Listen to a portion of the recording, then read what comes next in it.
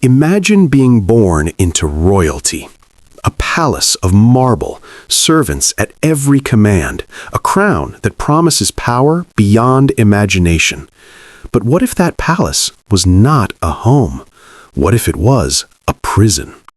Behind the glittering halls of royal power lies a darker truth, a hidden system of isolation that slowly destroyed the minds of some of history's most powerful people. These were not ordinary prisoners. They were kings, princes, and queens, and their cages were made of gold. Throughout history, royal families lived surrounded by danger, assassinations, revolutions, family betrayals. A single rival could start a civil war, and sometimes that rival came from within the royal bloodline itself. A brother, a son, a prince who might one day claim the throne. So rulers created a brutal solution. Instead of executing potential rivals, they isolated them, locked away inside palaces, cut off from the world. No friends, no political allies, no freedom. These royal prisoners lived in luxurious rooms, but the doors were always locked. And over time, isolation did something terrifying. It began to break their minds. One of the most tragic examples in history is Ivan VI of Russia. Ivan became Emperor of Russia when he was only 2 months old. But royal power is fragile. Within a year, a coup removed the infant from the throne. The new rulers feared that as long as the child lived, he could become a symbol for rebellion. So they erased him. The baby emperor vanished from public life. He was secretly imprisoned in remote fortresses. His guards were given strict orders: no conversation, no contact, no explanation of who he was. Imagine growing up without knowing your identity, without hearing your own story, without even knowing that you were once emperor of the largest empire on earth. Ivan spent more than 20 years in isolation. When guards occasionally saw him, they reported something disturbing. He struggled to speak. He appeared confused, almost ghost-like. And when a rescue attempt tried to free him in 1764, the guards followed secret orders. If anyone tried to release the prisoner, kill him immediately. The last emperor of his dynasty died in silence, a king who had never truly lived. Another chilling system existed inside the Ottoman Empire.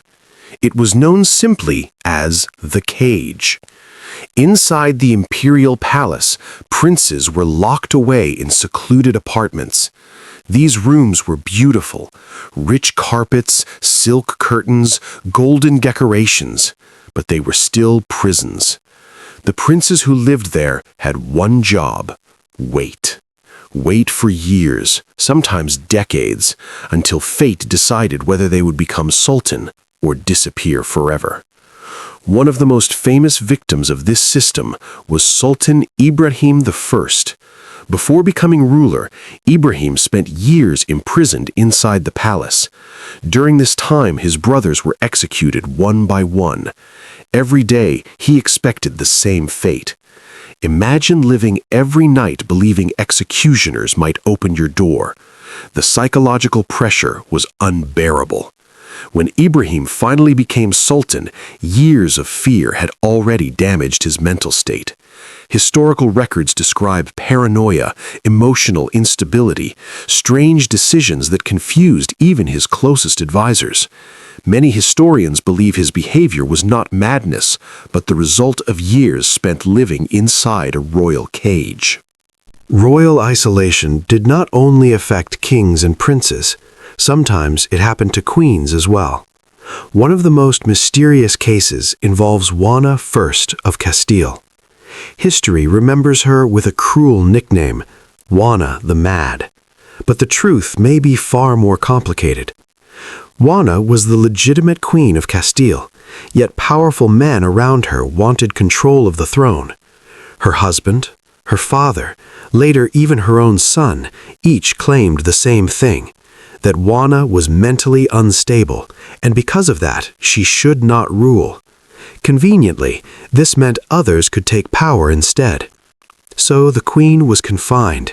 Year after year, she remained inside royal residences, cut off from political life. Some historians believe Juana spent nearly half a century in isolation. Whether she was truly unstable or simply politically inconvenient remains debated. But one thing is certain: her palace became her prison. Today, psychologists understand something that royal families did not. Humans are deeply social creatures. Without interaction, the brain begins to change. Memory weakens. Emotions become unstable. Paranoia grows. This phenomenon is closely linked to sensory deprivation. When people are deprived of normal human contact and stimulation, their minds struggle to function. Over long periods, isolation can cause hallucinations, depression, and severe psychological breakdown. For royal prisoners, the cruelty was almost poetic. They were surrounded by luxury, golden halls, silk curtains, grand windows overlooking the world, but they could never step outside. Their prisons were not dark dungeons, they were magnificent palaces, and that made the isolation even more haunting. History often romanticizes royalty. We imagine crowns, thrones, and glittering halls. But behind some of those palace walls were invisible prisons. Princes who spent their lives waiting for freedom that never came. Queens whose voices were silenced by political ambition. Kings who ruled empires yet could not control their own fate. For these royal recluses, the greatest threat was not war, it was solitude. A slow psychological torture hidden behind marble walls. The crown promised power, but for some, it delivered something far darker, a life of silence inside a golden cage.